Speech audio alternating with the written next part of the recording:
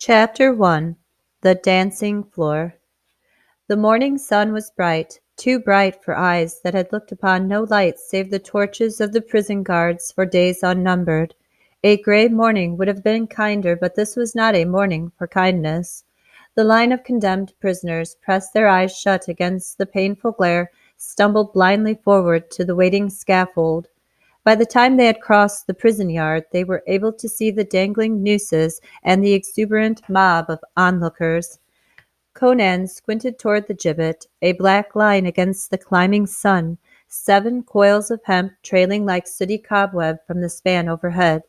To his nostrils came the acrid sweetness of carrion wafted from the rotting corpses of last week's condemned criminals left to swing above the scaffold until 7 new partners were brought to dance with death. It melded with the sweaty stench of the crowd's anticipation. A halberd spike dug into his back. "Get on there, raven bait!" growled one of the prison guards. Conan snarled an obscenity and shuffled forward, unkempt and unshaven, hobbled by the heavy chains that shackled his wrists and ankles. The Cimmerian, none the less, walked without a limp. A month in Cordova's dungeon had seen his wounds slowly heal, although that was due far more to his savage vitality than to any ministrations of his warders. That same vitality had brought him through the degradation of his captivity with spirit unbroken, head unbowed. Like a captured wild thing, Conan had licked his wounds and awaited his chance to break free of his cage. Stealthily, so that the rasp should not alert his guards, he had crouched throughout the night hours, rubbing the links of his fetters one against the other, scraping them against the stone, striving to break free of the heavy chains that shackled hand and foot. Once free of his chains, there remained the iron bars of his cell, the vigilant guards beyond. These must be dealt with in their time. Conan only asked for a chance to win free, to avenge himself upon his captors, any chance, however slim. That chance had never come. Now, even as he and his fellow prisoners walked to the gibbet, the Cimmerian's angry gaze studied the crowded square while his brain searched desperately for some last instant means to cheat the hangman. The prison yard, the dancing floor they called it here in Cordova, was rank with jostling humanity on this, the morning of market day. Each week they streamed into Zingara's capital city from the outlying towns and villages to fill the marketplace with their wares and their cries. Produce from the inland farms, merchandise from the city guilds, fish and exotic goods from the western ocean. What better way to add zest to a day of bargaining than the free spectacle of an execution on the dancing floor? An undulating sea of massed bodies, peering faces, all eyes turned upon the 7 doomed men who trudged through their press and toward the scaffold. 7 men seemingly no different from the hundreds of their fellows who had come to enjoy their final moments, 7 to dance for them. The crowd was not hostile, but neither was it sympathetic. Its mood was one of expectancy, of impatience for the show to begin. The beast would not lift its 1,000 arms to wrest the condemned from their fate. If at all, it would howl in anger should its anticipated enjoyment be denied it. Moving throughout the milling throng, peddlers and mountebanks hawked their wares. Less open in their larceny, thieves and cut-purses prowled like wary jackals. Portable braziers spat fumes from grilling skewers of meat and vegetables, reminding Conan that he had not eaten since the day before. "We don't waste good food on gallows bait," a warder had sneered as they came to his cell this morning. It had cost the guard a broken tooth when they unshackled Conan from the wall. Halberd butts had quickly drubbed the Cimmerian to unconsciousness. "For that," promised the warder, spitting bloody froth into Conan's battered face, "you get to wait till last. You'll watch these other rats kick on their strings, and then we'll hoist you nice and easy, so you can show us all the new steps you'll have learned from your fellows." It was withal a certain victory for the Cimmerian. The other prisoners had their manacles removed, their wrists pulled behind their backs and tied with rope. Wary of the powerful barbarian's berserk frenzy, the guards were loath to risk removing his prison shackles, so that Conan walked to the gallows in chains. With a barbarian's stoicism, Conan resigned himself to die with dignity if die he must. He would march to the scaffold if the alternative was to be dragged. That his belly growled from hunger pains as he walked to his death was but one final insult after many before it, and the Cimmerian swore vengeance in that hour when most men would be begging their gods for forgiveness and mercy. The stench of carrion was heavier now. Stiffly sprawled before the scaffold, 7 corpses stared heavenward through the eyeless sockets. Rooks had feasted well upon their features, obliterating recognition. Their week-long sentence, as object lesson to fellow miscreants, now fulfilled, the dead had been lowered from their nooses, laid out for a last farewell to the crowd. Laborers dragged them one by one to a small anvil where the leg shackles of the dead were struck off. They had no further need for them, and there were others whose steps wanted confining. By royal concession, mountebanks peddled charms and souvenirs from the hanged men. A pack of children struggled and giggled about the scaffold, pressing closer for a better look. "Lock of a dead man's hair for you, lasses," teased a hawker, yanking a tuft loose and dangling it before them. "It'll keep the lads following you if you pin it over your heart." With shrill laughter, the children dashed away, began to play a darting game of tag beneath the scaffold timbers. "Dead man's hand. Who'll be first to buy?" A stroke of the axe and the trophy came free. "Hand of a hanged murderer," the mountebank shouted, holding the decaying fist on high. "Corpse fat for candles. Do you seek hidden treasure? Here's the charm you'll need. Who will pay me silver to find gold?" "Seed of a dead man," cried another, brandishing a small phial. "The death-spend of Vulosis, the famous murderer-rapist. Men, the vitality of a young stallion is yours. Ladies, restore your man to the ardor of a young bull. Hanged man's seed, who will buy?" Through it all the key players of the morning spectacle slowly made their way. Before the halberds of the guards, the mob broke apart to let them pass. 1,000 faces craned and peered, examining the 7 players in their costumes of rags and chains. Parents lifted children to their shoulders for a better view. Shoulders, elbows, and knees propelled latecomers through the press. They fed on skewers of meat and lumps of bread and fists of fruit. Their arms hugged their bundles and purses and baskets to their bodies. As the condemned men reached the scaffold, the frolicking band of children yelled and danced about them. Peddlers lost interest in their frenetic hawking, turned to watch the sordid drama they had seen performed so many times before. Climbing the steps to the scaffold was no easy task with leg irons, but the guards plied their halberds with a will to urge them upward. The man in front of Conan stumbled, unable to catch himself with his hands tied behind his back. A halberd spike goaded him as he struggled to rise. Conan, his hands manacled before him, reached out to the limit of the chain that connected wrist and leg irons, caught the back of his jerkin, and hauled the smaller man to his feet. Ignoring the abuse of the guards and the laughter of the crowd, they took their places beneath the gallows. "Thanks," muttered his companion automatically. He seemed no more than Conan's age, a slender youth with aristocratic features and feverish dark eyes. "Little cause for thanks," the Cimmerian pointed out. "One likes to do these things with a certain dignity," returned the other, echoing Conan's thoughts. He nodded distastefully towards some of those near the head of their line. One man had fainted and had to be supported by the guards. Another was pleading tearfully for mercy to the jeering mob. "Let those who will continue our battle see that we do not tremble to give our life to our cause," he concluded. Conan wondered to whom these brave words were directed, decided the youth was but speaking to himself. They stood upon a long scaffold, the faces of the crowd on a level below their feet.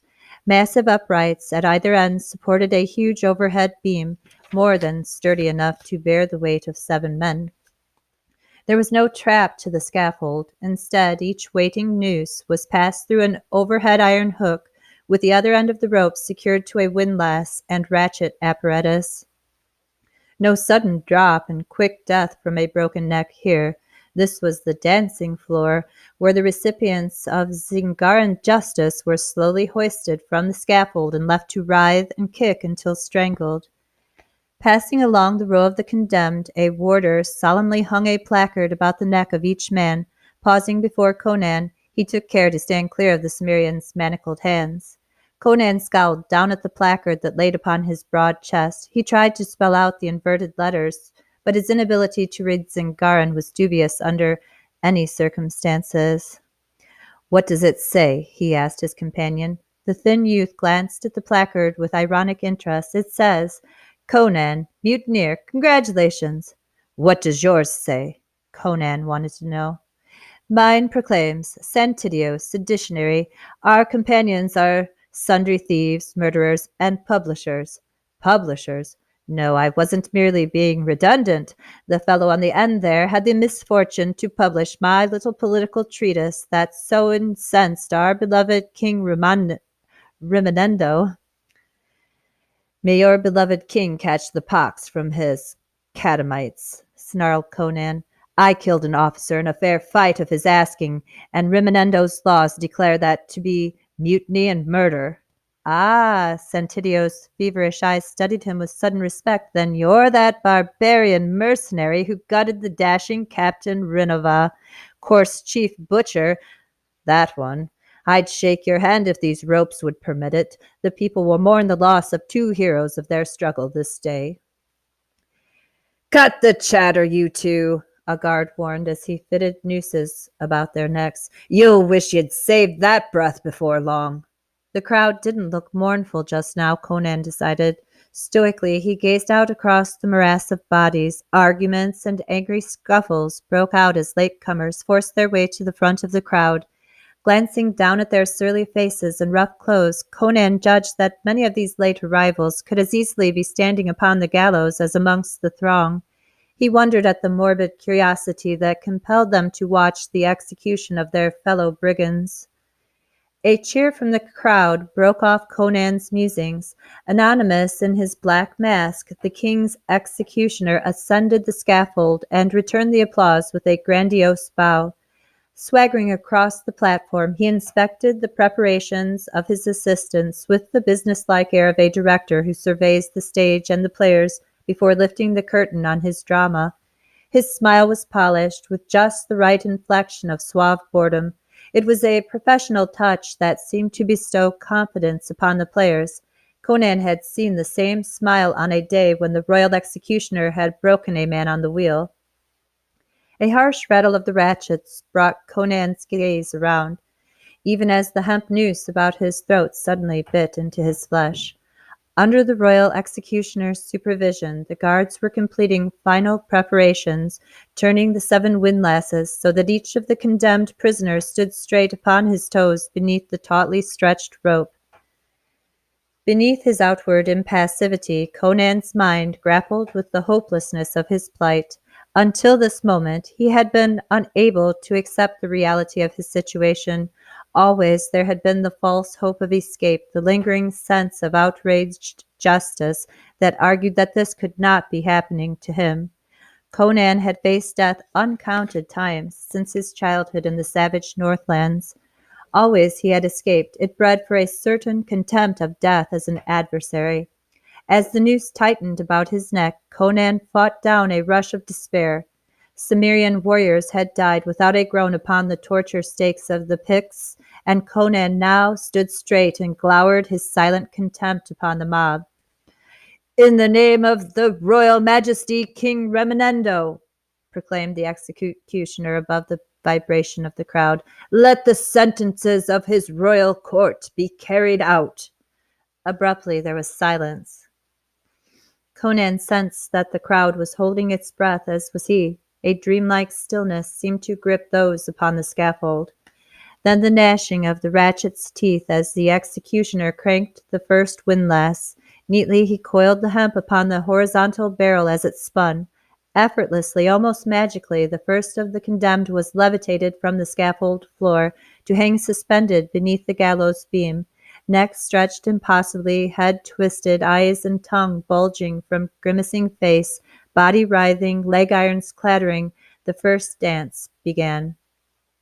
There was a sighing murmur, then a rumble of harsh sounds like surf soughing across sand to crash against the rocks. It was the chorus of the mob letting out its breath and breaking into a babble of excited cries. The second in line broke down then, shrieked mindlessly for mercy. The breath of the crowd smothered his sobs, and then came the laughter of the ratchet wheel as the noose lifted him toward the heavens that ignored him. Tearing away from the morbid fascination that had bound his gaze upon the kicking puppets, Conan turned his face toward the crowd. Behind him, the executioner crawled like a great black spider upon its web, moving between the pieces of his apparatus, skillfully setting one ratchet, then moving to the next windlass. Again the chatter of gears, and a third dancer twitched into the air. Three more, and then but hell was not waiting. Hell had come to the dancing floor. Across the square, bawling howls of pain and terror, shrill trumpeting of panic-stricken horses, from one then another of the narrow streets that opened into the prison yard, billowing gouts of flame burst full into the screaming crowd. Intent upon the hangman's inexorable approach, Conan's brain groped drunkenly to assimilate the sudden explosion of violence that erupted within the square.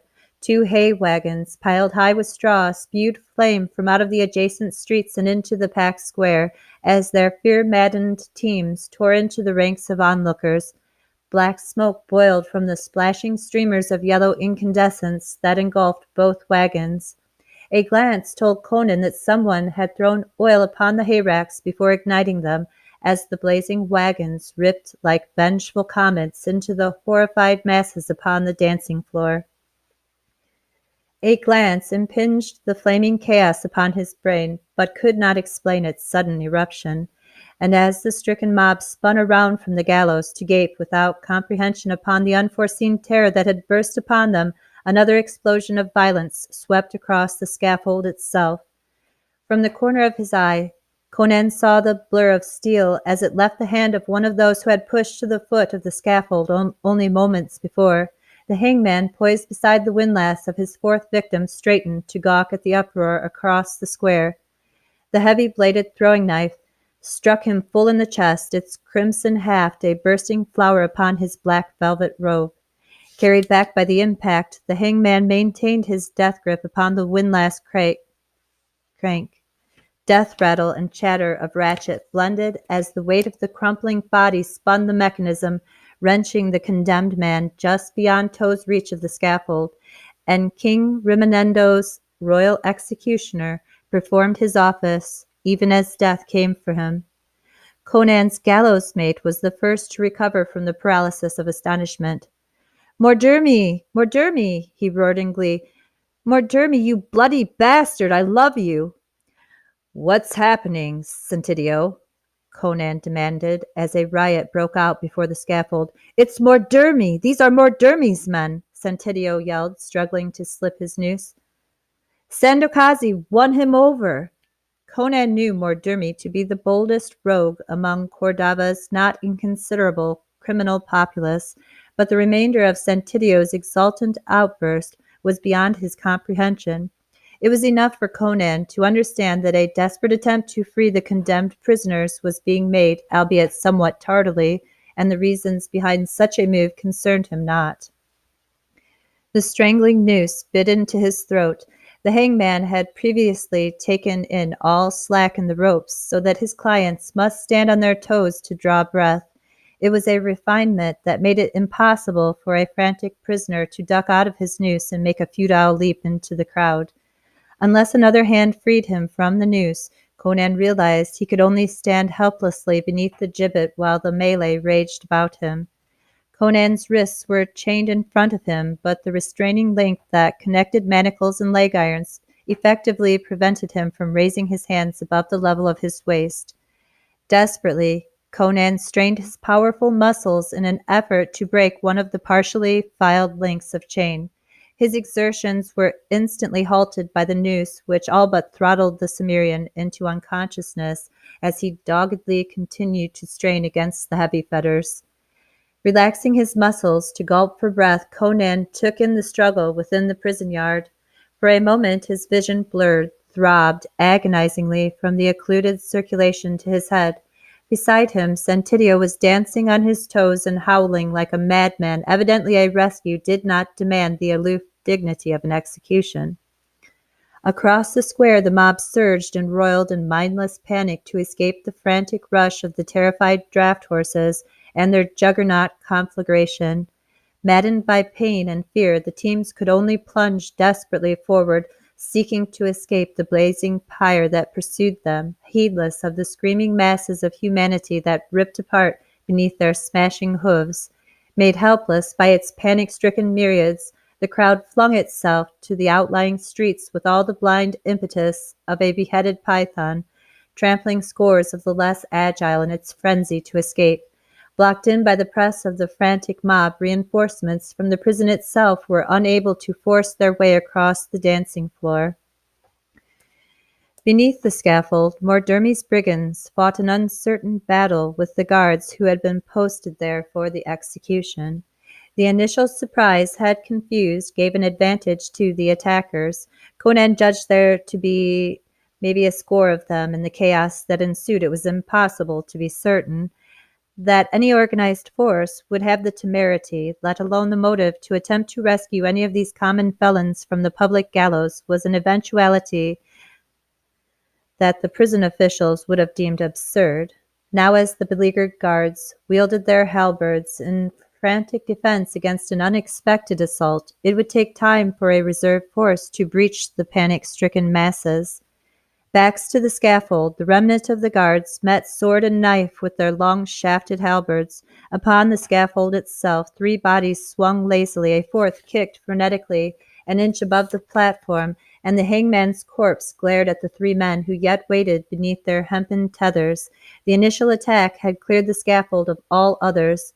One of the attackers burst past the faltering circle of guards, dashed up the scaffold steps towards the helpless captives there.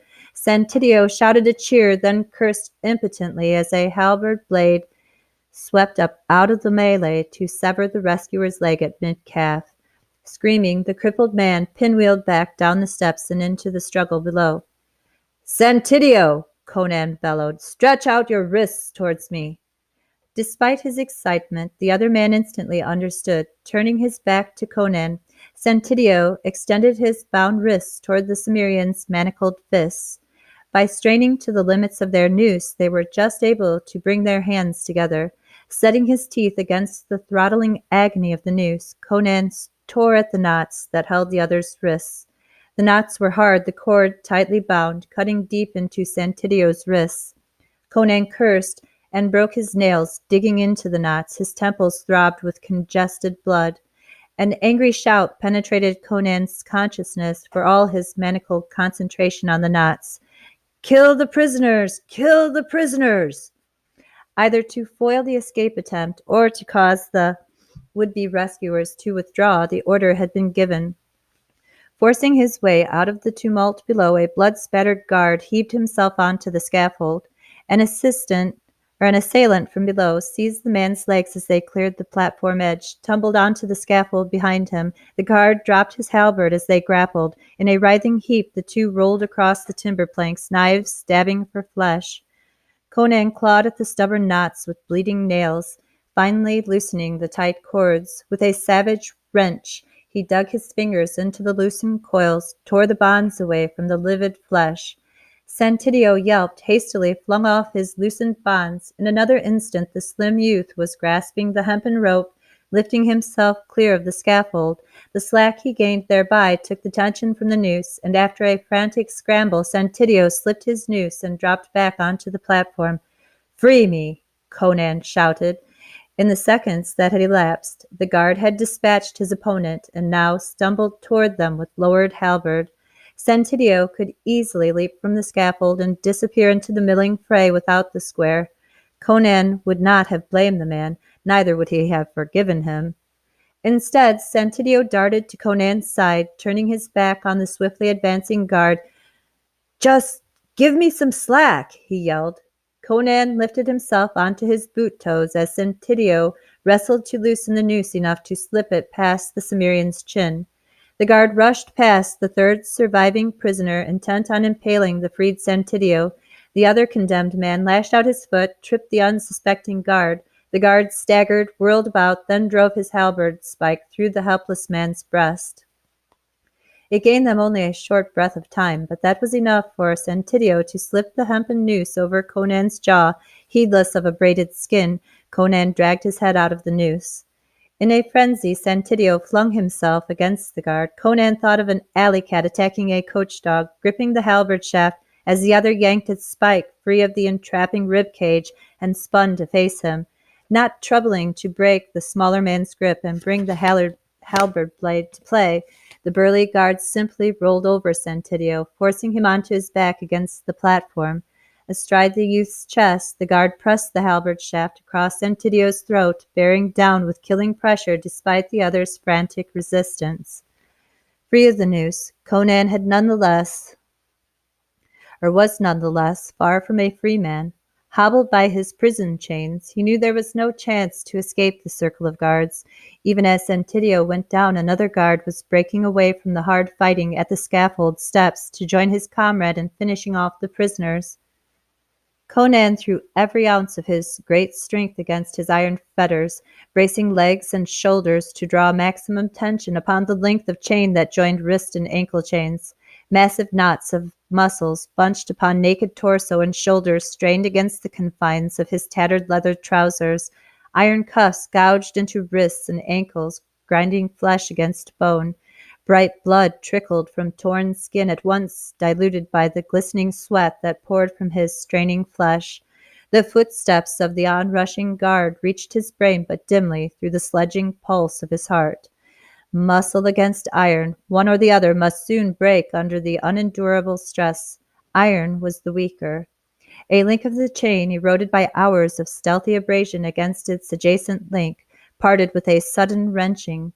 Conan's wrists were flung upward by the recoil, still chained together. To his disgust, Conan realized that only the connecting chain had parted. His wrists, his ankles, were still fettered. It was enough to save his life. As the second guard rushed upon his back, Conan whirled and sidestepped, swinging the length of chain between his wrists as if it were a flail. The chain snapped into the startled guard's face, ripping away his eyes and crushing the thin bone of the orbit. The guard howled and plummeted from the scaffold. With a quick leap, Conan was upon the other guard, too intent upon strangling Sentidio to recognize the sudden threat. In an instant, Conan had twisted his wrist chain about the guard's thick neck. Driving a knee into the man's back, Conan jerked savagely. The guard's head all but tore away from his smashed vertebrae. Sentidio's face, livid and gagging for breath, rolled out from under the halberd shaft. Conan dragged him to his feet, held him there until his knees grew steady. A quick look told Conan that the prison yard was emptying. A company of guards was pushing its way across the square through the thinning press of the mob. About the scaffold, the small remnant of their guards were concerned only with staying alive until reinforcements could relieve them, while their rescuers showed a growing inclination to withdraw and lose themselves in the fleeing crowd. As the square began to clear, a small band of riders thundered their way against the flow of humanity. They led other mounts with saddles empty, and Conan saw that they were making for the gallows. Pounding hooves cleared a path through the dwindling crowd as the mob had no thought save to take cover. "It's Mordermi," croaked Sentidio, half strangled still. "Mitra, that's Sandokazi riding with him. They've brought us mounts. We're going to make it." "If they reach us before the guard regroups," Conan rumbled. He caught up the fallen halberd, shortened his grip on its shaft, and swung the blade between his legs with all his strength. The axe blade bit into the chain of his leg iron, striking with precision. Conan repeated the blow. The link parted, freeing his ankles. Conan grunted in satisfaction. Grounding the weapon, he braced its butt between his feet, then pierced the halberd spike through one of the weakened links of his wrist chains. Using leverage, Conan drew his arms back, twisting the chain link against the steel awl. For a moment it seemed that the spike would snap under the strain, then the weld parted and the link twisted open. With a harsh laugh, Conan waved his freed wrist, brandished the halberd. "Bring on your new hangman, you yapping pack of jackals! I'll hang him up by his own entrails." None of the guards remained to answer his challenge. Sentidio! Conan started. It was a woman's voice that hailed his comrade, her hair a black banner beneath a red scarf. She rode at the head of the mounted band that plunged toward them, breaking past the fringes of the mob. Sandokazi, you did it! Sentidio exulted as they drew rein before the gallows. Hurry! The others will be on us in another moment. When the square clears, they'll not hesitate to use archers. This from the leader of a horseman. Conan took him to be Mordermi from the descriptions he'd heard of the infamous rogue. Mordermi took in the 5 dangling corpses and swore, Mitra, I cut it close, my friend. Come on, Conan, Sentidio shouted. We've a horse for you. The new force of guards was only moments away. Conan needed no second to the invitation. Vaulting onto the preferred saddle, he joined the tumultuous charge back across the dancing floor and into the twisting streets beyond.